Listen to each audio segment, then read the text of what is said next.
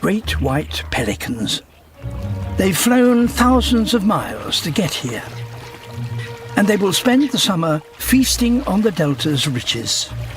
To find the best fishing, they take to the air.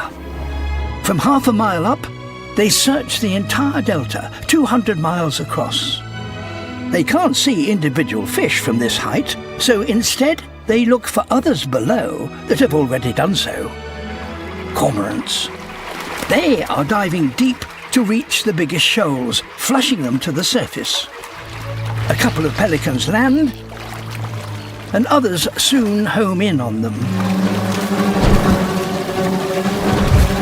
The pelicans don't join the feast directly.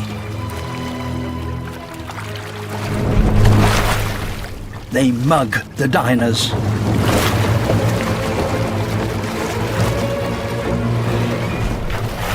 This brutal tactic enables each pelican to catch many more fish more quickly than it would do if it worked by itself.